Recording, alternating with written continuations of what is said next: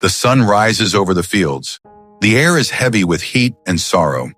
For the enslaved men, women, and children working the plantations, the day begins long before dawn and ends only when the stars take the sky. Hunger is constant. Food is scarce. And yet, in this cruel reality, enslaved Africans learned how to survive. With scraps, with rations, with what they could grow or gather in secret, they built a hidden food culture. These were the 25 survival foods of slaves on plantations. Not gourmet meals, but lifelines. And many of them still live on in what we now call soul food. The harsh rations. Plantation owners didn't care about nutrition. They cared about control. Most enslaved people were given rations once a week. Cornmeal, a bit of salt pork, maybe beans and sometimes molasses. This was supposed to feed entire families. Imagine stretching a handful of cornmeal across 7 days. Cornmeal became the foundation of survival.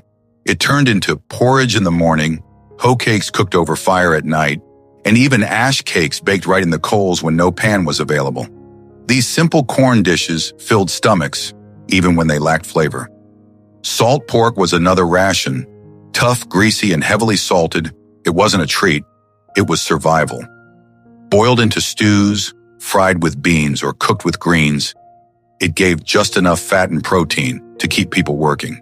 And then there was molasses, thick, dark, and sticky. Plantation owners gave it out because it was cheap, but for enslaved people, it was a blessing. A sweetener for cornbread, a drizzle in porridge, and a burst of energy for long hours in the fields. The African memory. Despite the harsh conditions, enslaved Africans carried food traditions across the ocean.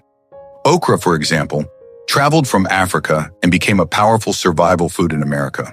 It thickened stews and gumbo, turning scraps into hearty meals. Sweet potatoes replaced the yams of Africa, roasted over fire or mashed with molasses.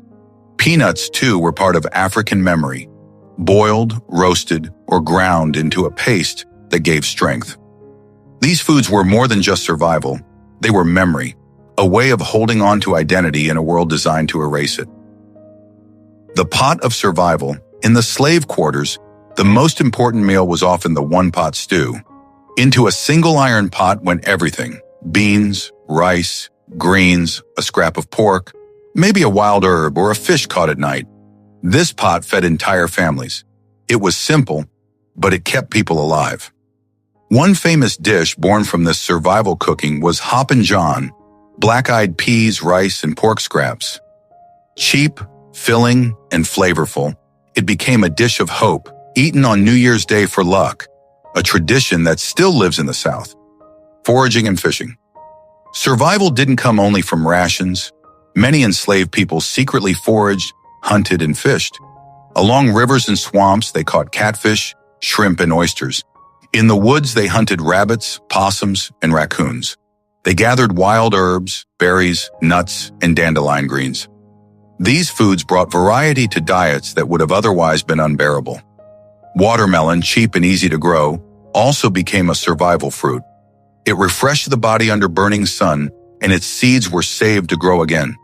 Squash, gourds, and turnips added to the hidden garden foods that enslaved families sometimes grew in tiny patches, late at night after exhausting work.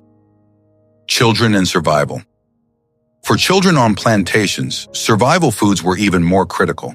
Sometimes mothers were given small amounts of milk for babies. Older children often ate corn mush, hominy, or sweet potatoes.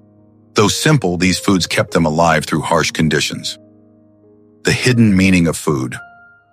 Every survival food carried a story. Ash cakes, cornmeal baked in ashes, weren't just about hunger. They showed creativity, resourcefulness, and determination. Greens cooked low and slow with bits of meat became not just a dish, but a comfort. Rice wasn't just filling, it was a connection to ancestral knowledge, since Africans had cultivated rice for centuries before America. Even the act of sharing food was resistance. In slave quarters, families stretched meals together, feeding not just their own children, but neighbors' children too. Food became community. Food became survival. The legacy. When we list these survival foods, cornmeal, molasses, salt pork, rice, beans, okra, greens, peanuts, sweet potatoes, fish, game meat, watermelon, hominy, turnips, squash, stews, Hoppin' John. We're not just listing ingredients. We are telling the story of resilience. The foods of survival later became the foods of tradition. What enslaved people cooked from scraps became the roots of soul food. Fried catfish, collard greens, sweet potato pie, cornbread, gumbo. Dishes once born from struggle are now celebrated as culture. Closing reflection. Next time you see a plate of cornbread, a bowl of greens, or a dish of black-eyed peas, remember, these foods carry history. They were the difference between life and death for millions. They tell a story of suffering, but also of survival. From cornmeal and molasses to okra and sweet potatoes, these 25 foods show how enslaved Africans turned scraps into sustenance, hunger into strength, and survival into legacy. If you found this story eye-opening, make sure to like, share, and subscribe. Because history isn't just about battles and presidents. It's about the everyday lives, the hidden struggles, and the food that carried people through.